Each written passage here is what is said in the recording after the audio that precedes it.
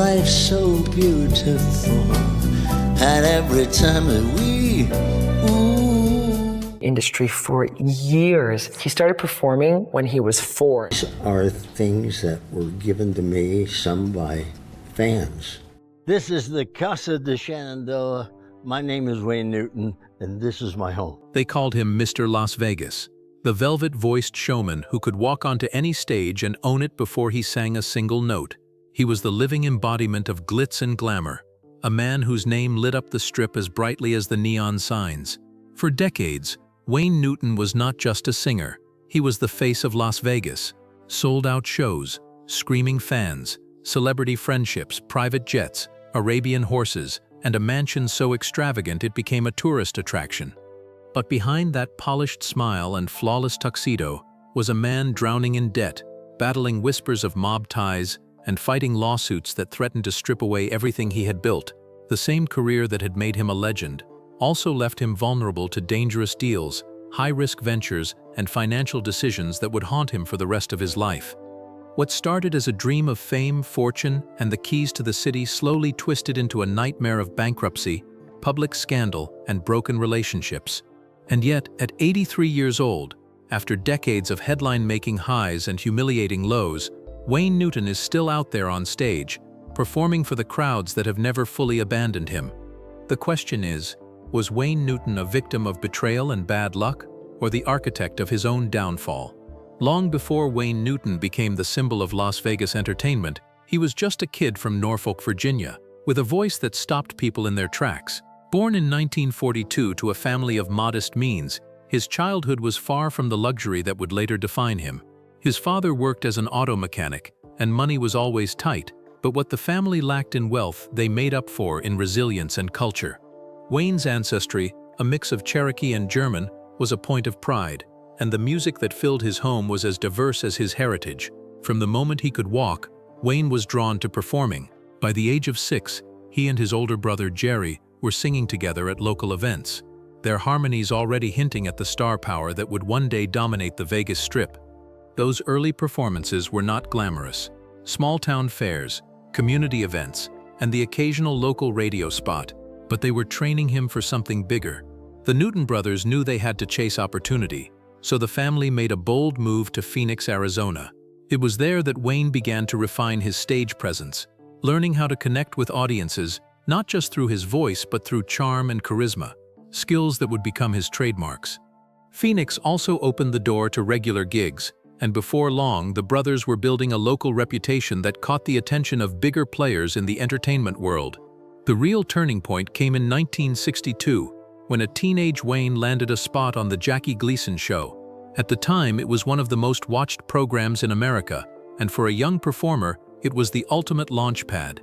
Wayne stepped onto that stage with a confidence that belied his age, delivering ballads with a smoothness and emotional depth that made audiences lean in. His velvet voice stood out in an era dominated by brash rock and roll, offering something timeless and elegant.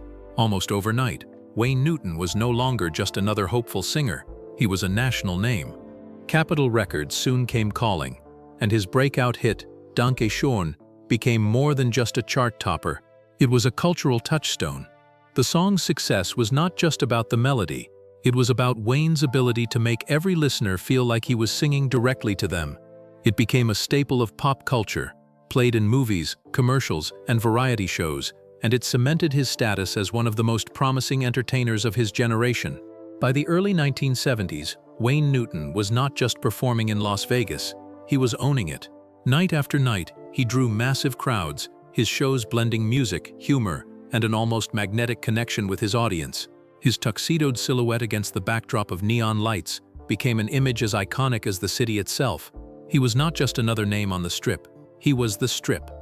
Critics called him Mr. Las Vegas, and for years, no one questioned it. But behind the sold-out shows and adoring fans, the seeds of a much darker chapter were already quietly being planted, seeds that would eventually grow into scandals, lawsuits, and the kind of financial ruin no one saw coming. By the dawn of the 1980s, Wayne Newton had achieved a level of success most entertainers could only dream of. He was not just a headliner, he was the embodiment of Las Vegas glamour. But success on that scale often breeds ambition. and Newton had his eyes on something bigger than the stage. In 1980, he made a move that would change the course of his career forever. He set out to purchase the Aladdin Hotel and Casino, one of the Strip's most recognizable properties. Owning the Aladdin would not just cement his status as an entertainer, it would make him a true Vegas power player, a mogul with influence far beyond the spotlight. But Las Vegas in that era was a city with shadows, and anyone who wanted to play in the big leagues of casino ownership had to navigate a minefield of politics, hidden power structures, and sometimes dangerous alliances. To secure the deal, Newton allegedly turned to Guido Penosi, a man rumored to have ties to organized crime. Penosi was not just another businessman. His name had floated in law enforcement circles for years, connected to figures who pulled strings behind the scenes of Vegas nightlife. The connection might have stayed a quiet footnote in Newton's career, but in 1980 NBC aired a hard-hitting investigative report that blew it wide open. The network claimed Newton had sought Penosi's help to finalize the Aladdin purchase, implying that mob influence had seeped into his business dealings. For the public, the story was shocking. The clean-cut, tuxedoed Mr. Las Vegas was suddenly being linked to the same underworld that had long haunted the city's reputation. Newton was furious. He denied the allegations outright, insisting that the report was not only false but a direct attack on his character. He filed a libel suit against NBC, and in 1986 a jury initially awarded him a staggering $19.3 million in damages. For a moment, it looked like Newton had not only defended his name but also scored a massive legal victory. But the celebration did not last. The award was reduced to $5.2 million, and then the entire judgment was overturned by the Ninth Circuit Court of Appeals. Legally, NBC walked away, but in the court of public opinion, the damage was already done. From that point on, Newton's once pristine image was forever shadowed by suspicion. Even without a conviction or concrete evidence, the idea that he might have aligned himself with mob-connected figures was enough to plant doubt in fans' minds. In Vegas, reputation is currency, and Newton's had taken a serious hit. The whispers followed him from showrooms to red carpets, and while he still commanded the stage, the headlines had shifted. People were not just talking about his voice anymore, they were speculating about his connections. This was more than just a PR crisis, it was a turning point. The mob allegations were not just an isolated scandal, they marked the beginning of a slow public unraveling. The man who once seemed untouchable was now caught in a narrative he could not fully control. And as the 1980s wore on, Newton would find that this would not be the last time his ambition led him into treacherous territory. By the late 1980s, Wayne Newton was still performing to packed houses, but behind the curtains, the first cracks in his empire were starting to show. The problem was not a lack of income. His shows brought in a fortune. The problem was the way that fortune was spent. Wayne had built a lifestyle that mirrored the excess of the city he called home. He owned sprawling mansions, a fleet of luxury cars, private jets, and Arabian horses that cost thousands of dollars a month to maintain. His staff was not just a few assistants. He had an entourage, groundskeepers, animal trainers, and a personal team on call to handle every aspect of his life. It was an image straight out of a Las Vegas fairy tale, but fairy tales are expensive to keep alive. Newton's spending habits were legendary among those who knew him. He spared no expense on entertaining guests or upgrading his properties. Parties at his estate were lavish, often with gourmet catering, live music, and endless champagne. When he traveled, it was in style. Private flights, five-star accommodations, and first-class treatment everywhere he went. On the outside, it looked like the perfect life. On the inside, the bills were piling up, and the math did not work. By the early 1990s, the financial warning signs were impossible to ignore. Tax liens began appearing, and the Internal Revenue Service started taking notice of unpaid obligations. Reports claimed that Newton owed over $20 million in debts and more than $341,000 in unpaid taxes. It was not just a matter of being behind on a few payments. This was a full-blown financial crisis. In 1992, the situation reached a breaking point when Newton was forced to file for Chapter 11 bankruptcy. Filing Chapter 11 was a public admission that things were dire. It allowed him to keep performing and generating income while reorganizing his debt, but it also meant that his financial troubles were now part of the public record. The bankruptcy filings laid bare the scale of his obligations and painted a picture of a man who had lived far beyond his means. The bankruptcy did not magically solve his problems. Lawsuits from creditors followed, each one demanding payment for services, loans, or deals gone wrong. Legal fees mounted, adding to the pile of expenses. The more Newton tried to juggle his obligations, the more the stress seeped into his personal life. Friendships began to strain under the weight of money disputes. Business partners grew wary. Even longtime allies started questioning whether aligning with Newton was worth the risk. Still, Wayne refused to stop performing.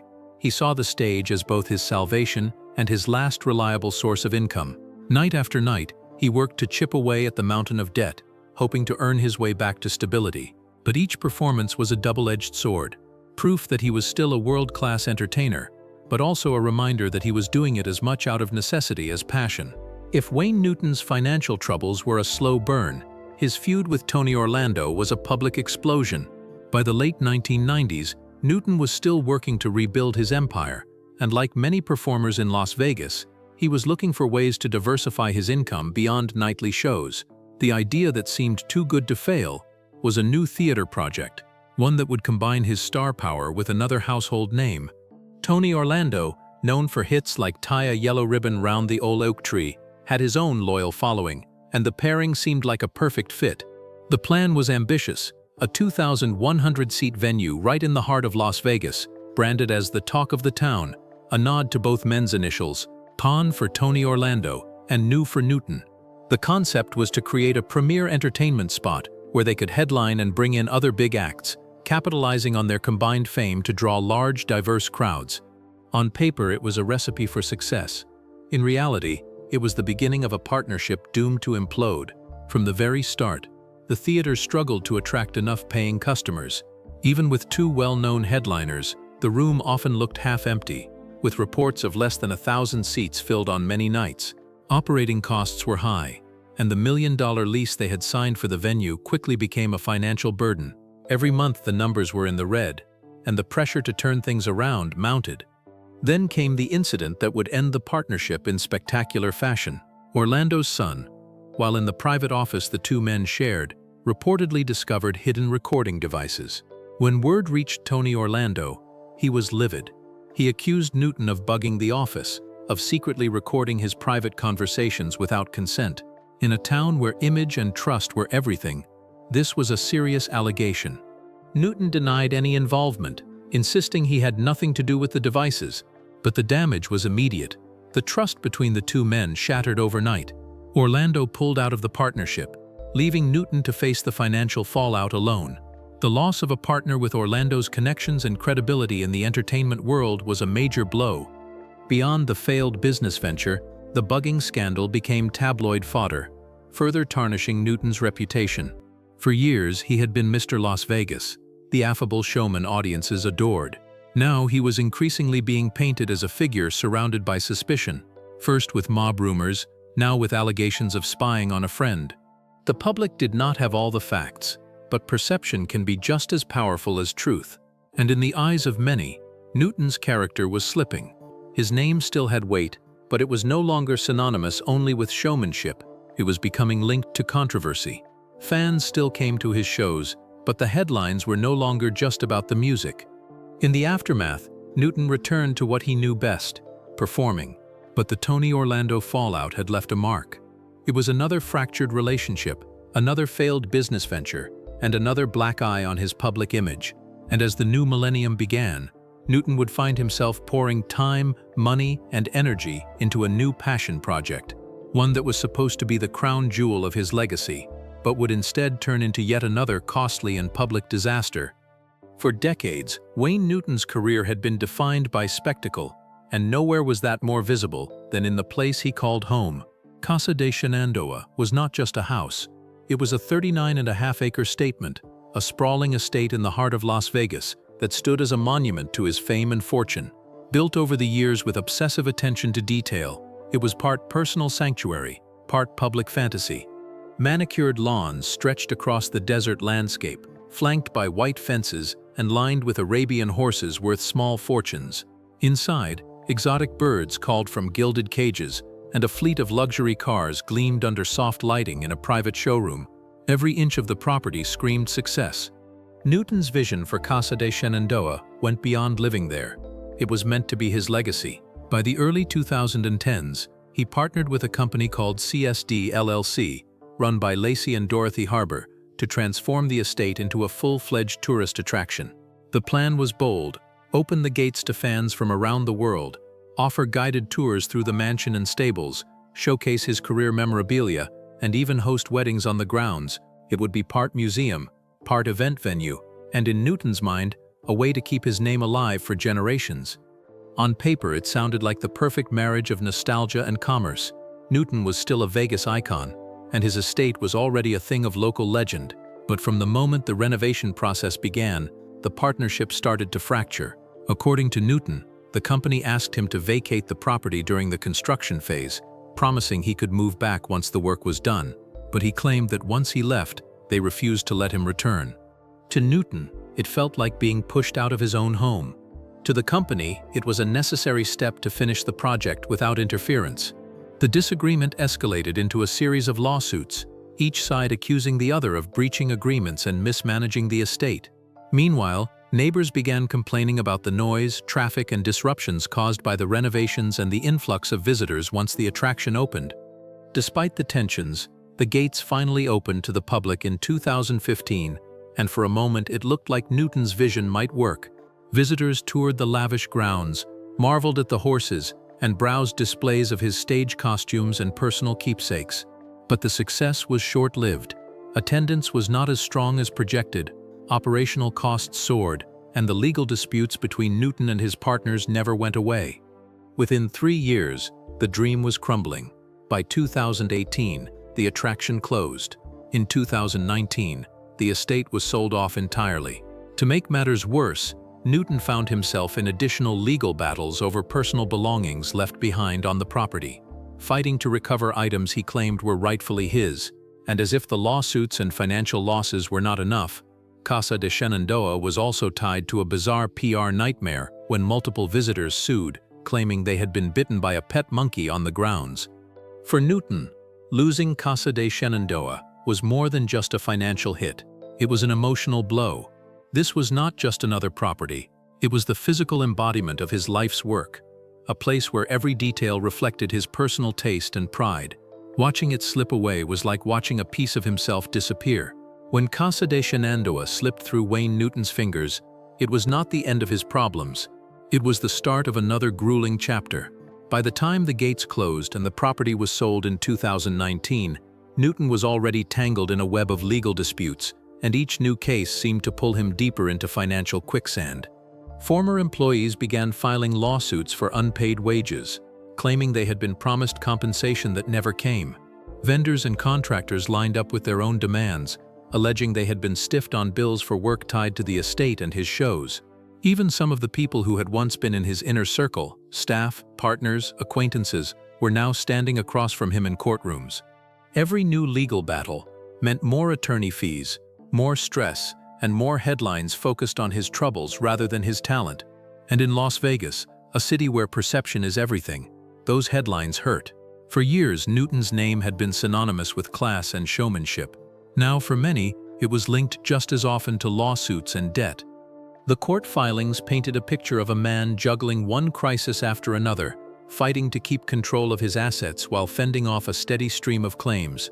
Some cases were settled quietly, others dragged on, but each one chipped away at both his fortune and his public image. Despite the chaos, Newton did what he had always done in times of trouble. He went back to the stage. Performing had always been his lifeline, the one place where he still had complete control. But by this point, his shows looked very different from the grand Vegas residencies of his prime. Gone were the massive theaters with thousands of seats. Instead, Newton rebranded his act as Wayne Up Close and Personal, playing to smaller, more intimate audiences. The new format was not just a creative choice, it was practical. Smaller venues meant lower overhead, a more personal connection with the audience, and the flexibility to keep working without the crushing demands of a full-scale Vegas residency.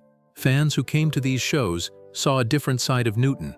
The glitzy production numbers were replaced by stories from his decades in show business, personal anecdotes, and stripped-down versions of his most famous songs. For some, It felt like a rare chance to see the man behind the legend. For Newton, it was a way to keep earning, keep performing, and keep his name in the spotlight, no matter how modest the setting compared to his glory days. In 2021, that momentum was nearly derailed when Newton suffered a serious spinal injury, an injury that could have ended his career altogether. For months, it was uncertain whether he would return to performing at all, but in true Wayne Newton fashion, he refused to let the setback be his curtain call. After recovery, he stepped back on stage, albeit more cautiously, proving that his resilience was not just an act for the cameras. Still, the reality was hard to ignore. At 83, Newton's performances were no longer about expanding his empire. They were about holding on to what he could. The debts, the legal judgments, the years of financial strain, they all loomed in the background, a reminder that the man once celebrated as the King of Las Vegas had spent much of his later life fighting to survive in the city he helped define. And yet, no matter how many court cases he faced, no matter how many assets slipped through his fingers, Wayne Newton kept showing up under the lights. For some, it was inspiring, a testament to his dedication and love for performing. For others, it was bittersweet, a reminder that the same stage that once crowned him could now feel like the last thing standing between him and financial collapse. Wayne Newton's story is not the kind of Hollywood fairy tale where the hero overcomes every obstacle and rides into the sunset untouched. His journey is messier, more complicated, a mix of glittering highs and crushing lows, played out in full view of the public for more than 6 decades. He went from a boy in Norfolk, Virginia, singing alongside his brother in small-town talent shows, to a national sensation whose name became inseparable from Las Vegas itself. He stood at the very top of the entertainment world, commanding sold-out audiences night after night, living in a mansion that seemed plucked from a dream. And yet somewhere between the tuxedos and the neon lights, between the applause and the standing ovations, the cracks began to form. The mob rumors in the 1980s, whether true or not, dented the pristine image he had built. The lavish spending that once seemed like a reward for his hard work eventually became a chain around his neck. Business ventures meant to solidify his legacy, like the ill-fated theater with Tony Orlando and the Casa de Shenandoah tourist attraction, ended in lawsuits, accusations, and financial losses that echoed for years. Friends became critics, supporters turned into litigants, and the legend of Mr. Las Vegas slowly became entangled with headlines about courtrooms and debt. And yet through all of it, Newton never abandoned the stage. Even now, at 83, he stands under the spotlight, not with the bombast of his younger years, but with a kind of quiet resilience. The rooms are smaller, the production simpler, but the connection with his audience remains. For those who still come to see him, it is not just about hearing Danke Schoen one more time. It is about being in the presence of a man who has weathered storms most people will never face, and still found the will to keep going. There is a bittersweet quality to watching him now. The same city that once celebrated him as its crown jewel has also been the stage for his most public struggles. The same fame that lifted him up exposed every misstep, every miscalculation, every private battle. And yet Wayne Newton's career endures, not untouched, not unscarred, but undeniably alive. So maybe the real question is not whether Wayne Newton was a victim of betrayal and bad luck, or the architect of his own downfall. Maybe the real question is this: in a city built on reinvention, where fortunes can vanish overnight and legends can fade in an instant, what does it truly take to keep stepping back into the light? Because love him or judge him, agree with his choices or not, Wayne Newton is still there, microphone in hand, singing like the story is not over. And in Las Vegas, maybe that is the biggest gamble of all.